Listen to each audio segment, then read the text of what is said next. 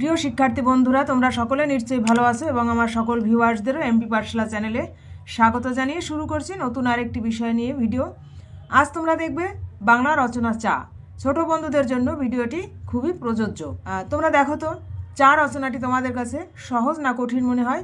সহজ মনে হলে তোমরা সেটিও জানাবে এবং কঠিন মনে হলে সেটিও তোমরা কমেন্টে জানিও। তাহলে আজ আমরা দেখব বাংলা রচনা চা।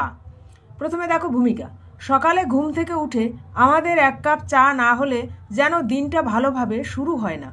এছাড়াও কিভাবে জীবনের বিভিন্ন সময় চা যেন মানুষের নিত্য সঙ্গী হয়ে উঠেছে। সন্ধ্যা হলে টিভি সিরিয়াল বা সংবাদ দেখার সময় বা খবরের কাগজ পড়ার সময়ও এক কাপ চাও তার সাথে চাই চাই। তা না হলে যেন এই দুটোর কোনোটাই জমে না। এমনকি বিকেলের আড্ডায় এক কাপ চা যেন আড্ডাটাকে আরও জমিয়ে তোলে। তাই চায়ের সাথে আমাদের একটা ঘনিষ্ঠ সম্পর্ক রয়েছে। সমাজের সকল স্তরের মানুষ, চাকুরিজীবী থেকে শুরু করে মধ্যবিত্ত, উচ্চ ও নিম্ন মধ্যবিত্ত, গরিব, হতদরিদ্র সবাই এক কাপ চায়ের স্বাদ নিতে চায় সকাল হলে। চায়ের গুরুত্ব। চা ভারতের একটি প্রধান ও গুরুত্বপূর্ণ অর্থকারী ফসল। প্রতি বছর ভারত বিদেশে চা রপ্তানি করে প্রচুর বৈদেশিক মুদ্রা অর্জন করে। ভারতের দার্জিলিংয়ের চা সারা বিশ্বে খ্যাতি অর্জন করেছে। চা উৎপাদন ও রপ্তানিতে পৃথিবীতে ভারত প্রথম স্থান অধিকার করেছে। ভারতের দার্জিলিংয়ের চা জগৎ বিখ্যাত। চাষের পদ্ধতি। চা চাষের জন্য প্রধানত পাহাড়ি ঢালু জমি বেছে নেওয়া হয়।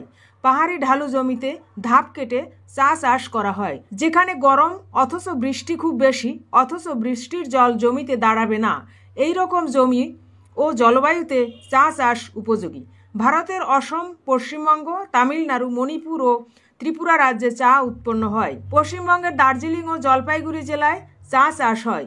এর মধ্যে দার্জিলিংয়ের চা স্বাদে ও গন্ধে সেরা।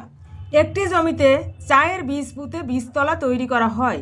পরে সেগুলি একটু বড় হলে অন্য জমিতে 6 ফুট অন্তর বপন করা হয়। ওই গাছগুলি বড় হলে তার পাতা সংগ্রহ করা হয়। ওই পাতা থেকে বিভিন্ন প্রক্রিয়ার মাধ্যমে চা তৈরি হয়। একটি গাছ থেকে 20 থেকে 50 বছর ধরে চা পাতা সংগ্রহ করা হয়। প্রাপ্তি স্থান। ভারত, চীন, পাকিস্তান, জাপান, আমেরিকা, বাংলাদেশ প্রভৃতি দেশে চা উৎপন্ন হয়। ভারতের অসমের ব্রহ্মপুত্র উপত্যকায় দার্জিলিং, জলপাইগুড়ি জেলায় সবচেয়ে বেশি পরিমাণে চা উৎপন্ন হয়। এছাড়া বিহার, হিমাচল প্রদেশ, ত্রিপুরা, উত্তরপ্রদেশ প্রভৃতি রাজ্যে চা উৎপন্ন হয়। দার্জিলিংয়ের চা স্বাদে ও গন্ধে পৃথিবী বিখ্যাত। উপকারিতা। চায়ের উপকারিতা অনেক। চা একটি উপকারী পানীয়। চা পানের ফলে মনের অবসাদ ও জড়তা দূর হয়, শরীরের ক্লান্তি দূর হয়, কাজে উৎসাহ আনে। সর্দি কাশি, গলা ব্যথা, মাথা ধরা চা পানে আরাম পাওয়া যায়। চা ফুটিয়ে তার জল ঠান্ডা করে চুলে লাগালে চুল পড়া বন্ধ হয় এবং চুল হেলদি হয়। অপকারিতা। চা পানের কিছু অপকারী দিকও আছে। সব বিষয়ে ভালো এবং মন্দ আছে। চা খুব বেশি পান করলে খিদে নষ্ট হয়ে যায়, ঘুম কমে যায়, লিভার ক্ষতিগ্রস্ত হয়। উপসংহার। চা ভারতের প্রধান অর্থকরী ফসল হলেও চীন দেশে প্রথম চায়ের প্রচলন হয়েছিল, কিন্তু বর্তমানে সারা বিশ্বেই চা খুবই জনপ্রিয় পানীয় হিসেবে বিবেচিত। বিভিন্ন দেশে চা তৈরির পদ্ধতির পার্থক্য দেখা যায়। চা চাষ করে ভারত যেহেতু প্রচুর বৈদেশিক মুদ্রা অর্জন করে, তাই চা চাষের প্রতি বিশেষ নজর দেওয়া প্রয়োজন। বন্ধুরা, চা সম্পর্কিত বাংলা রচনাটি এটুকুই।